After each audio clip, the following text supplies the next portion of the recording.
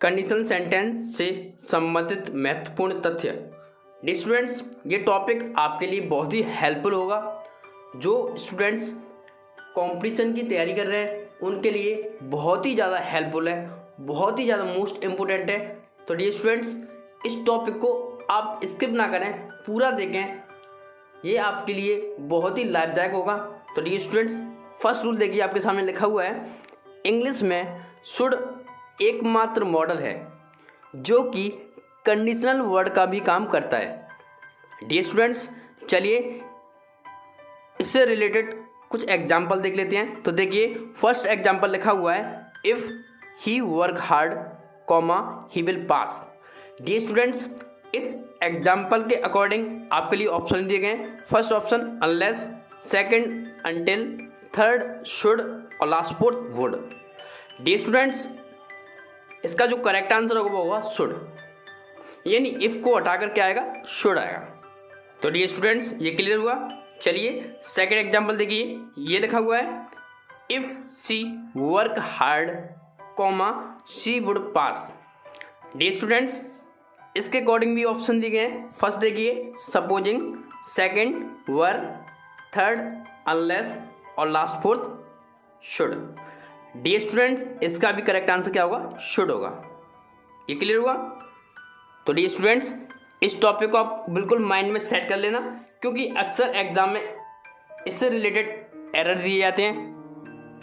देखिए आगे next rule number second देखिए, निम्नलिखित के साथ कभी भी फ्यूचर टेंस अथवा मॉडल्स का यूज नहीं करना चाहिए, अन्यथा सेंटेंस इनकरेक्ट हो जाता है।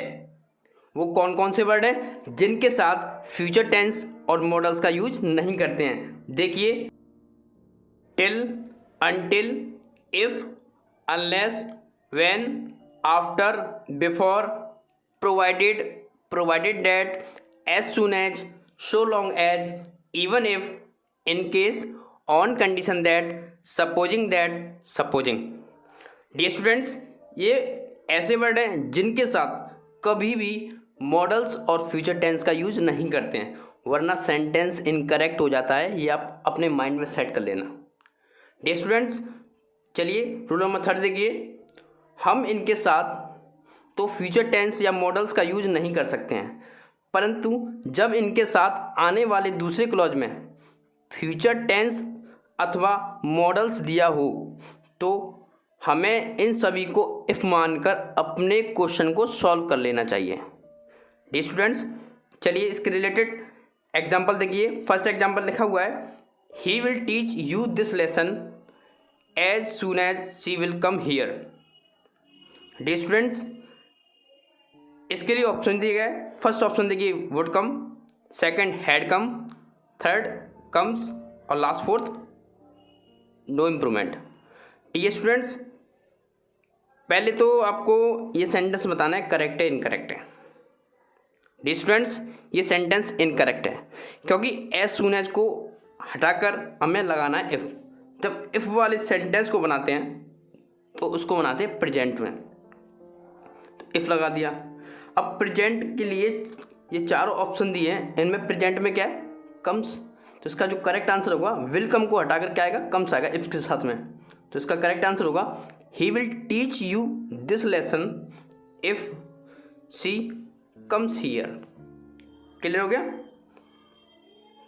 चलिए स्टूडेंट्स, आगे सेकंड एग्जांपल देखिए, he will take action against you as long as he will arrive here. Dear students, इसके अकॉर्डिंग भी ऑप्शन दिए गए। फर्स्ट ऑप्शन देखिए वुड अराइव, और सेकंड अराइव्ड, और last third arrives. Dear students, तो आपको एज लॉन्ग एज को हटाकर क्या लगाना है, इफ़, और इफ़ वाले सेंटेंस को बनाते हैं प्रेजेंट में। तो लास्ट का ऑप्शन होगा, थर्ड ऑप्शन होगा अराइव्स आएगा। इसमें विल अराइव को हटाकर अराइव्स आएगा, ये नोट कर लेना। यानी इफ़ के साथ हमेशा प्रेजेंट का यूज करेंगे, कोई मॉडल का यूज नहीं करेंगे। पास्ट का कर सकते हैं लेकिन मॉडल का यूज नहीं कर सकते, ये आपको माइंड में सेट कर लेना है।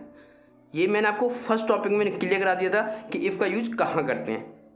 जिन्होंने फर्स्ट चैप्टर नहीं देखा है तो इसका लिंक आपको डिस्क्रिप्शन में मिल जाएगा और आई बटन में मिलेगा।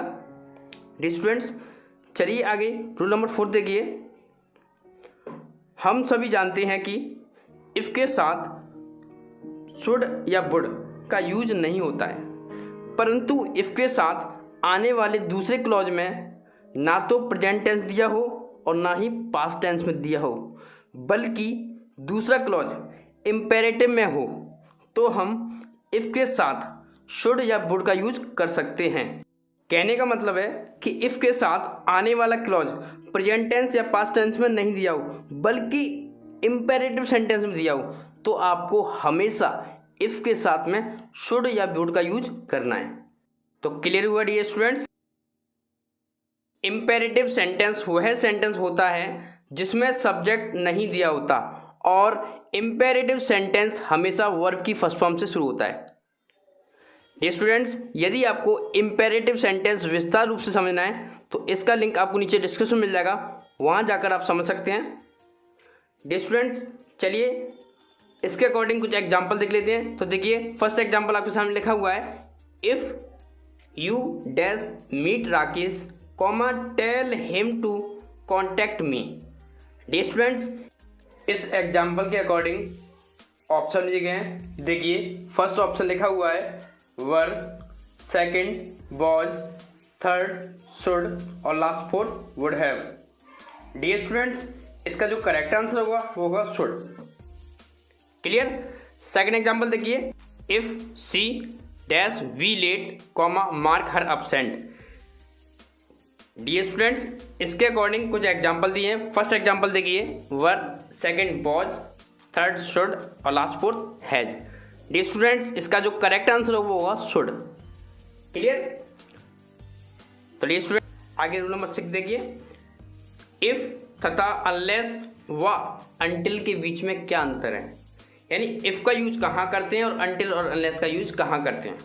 तो देखिए, ये सभी कंडीशनल वर्ड्स हैं, इनके साथ हम फ्यूचर टेंस या मॉडल्स का यूज नहीं कर सकते। यदि इनके बीच अंतर है तो वो क्या अंतर है? फर्स्ट देखिए, फर्स्ट नोट, इफ़ का यूज हम पॉजिटिव तथा नेगेटिव दोनों कंडीशन में कर सकते हैं। सेकंड नोट देखिए, जबकि अनलेस तथा अंटिल का अर्थ यदि, नहीं या अतः, हम इन दोनों का यूज नेगेटिव कंडीशन में ही कर सकते हैं। कहने का मतलब है, यानी इफ़ का यूज करेंगे तो पॉजिटिव और नेगेटिव दोनों में कर सकते हैं, लेकिन अंटिल और अनलेस का यूज केवल नेगेटिव कंडीशन में करेंगे। क्लियर? आगे थर्ड नोट देखिए, चूंकि अनलेस तथा अंटिल अपने आप में नेगेटिव वर्ड हैं, अतः हमें इनके साथ आने वाले क्लॉज में अन्य किसी नेगेटिव वर्ड का यूज नहीं करना चाहिए, क्योंकि इंग्लिश में एक साथ दो नेगेटिव का यूज नहीं होता है। अनलेस एक एडवर्ब ऑफ कंडीशन है, जबकि अंटिल एक एडवर्ब ऑफ टाइम है। क्लियर? तो डियर स्टूडेंट, चलिए आगे रूल नंबर 5 देखिए, यदि डज नॉट दिया हुआ हो तो अनलेस या अंटिल का यूज करते समय डज नॉट के स्थान पर वर्ब की फर्स्ट फॉर्म में एस या एस का यूज करना चाहिए। आगे रूल नंबर 6 देखिए, यदि डू नॉट दिया हो तो हमें अनलेस या अंटिल का यूज करते समय डू नॉट के स्थान पर वर्ब की फर्स्ट फॉर्म का यूज करना चाहिए। आगे रूल नंबर 7 देखिए, यदि डिड नॉट दिया हो तो हमें अनलेस तथा अंटिल का यूज करते समय डिड नॉट के स्थान पर वर्ब की सेकंड फॉर्म का यूज करते हैं।